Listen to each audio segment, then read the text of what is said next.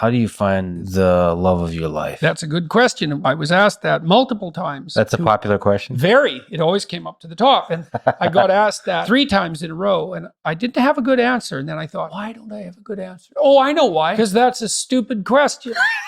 I don't know if women have any idea how paralyzing they are to, especially young men. A very large number of my clinical clients, but also young men I've talked to in general, are absolutely terrified of women because they're terrified of being rejected. And the terror exists in precise proportion to the attraction to the woman, which is a horrible paradoxical situation to be in. It's often why men make such fools of themselves in front of women that they're attracted to. It's because, first of all, they don't see the woman that they're attracted to. Because what the hell do they know about her? They don't see her as an individual. They see her as the manifestation of a judgmental ideal. And then it's only in establishing the relationship with the actual woman that they can start differentiating between the judgmental ideal and the actual individual woman. And that also requires a sacrifice. And the sacrifice is, you never can have an ideal woman.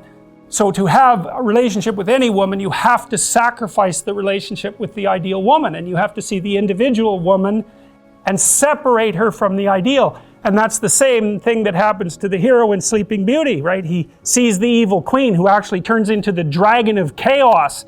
And it's not until he can defeat her that he can establish a relationship with the actual princess. And that's exactly the case. One of my clients who ran this men's group, which was quite interesting, one of the things they had do, which was very intelligent, was to go out and ask 50 women in one day for their phone numbers. Why? Politely, properly, you know. It was a game, but it wasn't a stupid game. And the idea was, get over your fear of rejection. And how do you do that? By encountering it continually and continually and continually, so that you're no longer paralyzed by this. How do I make myself into the perfect date? You answer that question, and you will not have any problem answering the previous question. It's like, what do I want in a partner? If I offered everything I could to a partner, who would I be? You work on that. Ask that question. Just ask. Just ask yourself, okay, I have to be the person that women would want. Okay, what do they want? Clean. That's not a bad start. Reasonably good physical shape. So healthy, productive, generous, honest, willing to delay gratification. So you dance with a woman. It's like, what's she doing? What are you two doing? There's patterns happening around you. That's the music. Patterns of being. Now, can you align yourself with the patterns of being gracefully? That's what she's checking out. And then can you do that with her? And then can you do that in a playful and attentive manner? And keep your bloody hands to yourself for at least a minute. It's like you can go through this in your imagination. And you'll know. And then you think, well, how far am I from those things? And the answer is usually, man, it's a pretty horrible abyss separating you from that ideal. But the harder you work on offering other people what they need and want, the more people will line up to play with you. So it's the wrong question. It's like, how can I be the best partner possible? And then you think, well, if I do that, people will just take advantage of me. And that's the non-naive objection, right? Because the naive person thinks, well, I'll be good and everyone will treat me right. It's like the cynic says, no, I'll be good and someone will take me out. And then you think, well, what do you do about that objection? And the answer is, well, you factor that in. And that's why you're supposed to be as soft as a dove and as wise as a serpent. It's like, I know you're full of snakes. I know it.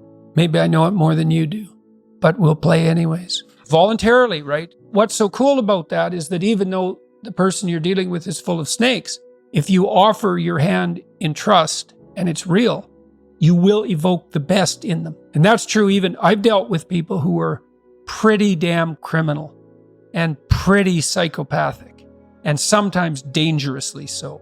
And you tread very lightly when you're dealing with someone like that, especially if they're intoxicated. And even then, your best bet is alert trust.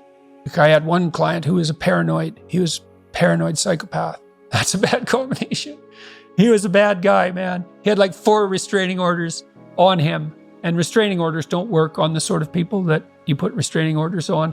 And he used to be harassed now and then by, a bureaucrat in a bank with delusions of power. And he would say to them, he used to kind of act this out to me when I was talking to him. He'd say, I'm going to be your worst nightmare. And he meant it. And he would do it. He had this obsessional, psychopathic vengeance that was just like right there. Paranoid to the hilt, and paranoid people are hyper acute. So they're watching you for any sign of deceit or manipulation, and they're really good at it because that's what paranoia is. It's 100% focus on that. And even under those circumstances, if you step carefully enough, you can avoid the acts. That's a good thing to know if you ever meet someone truly dangerous.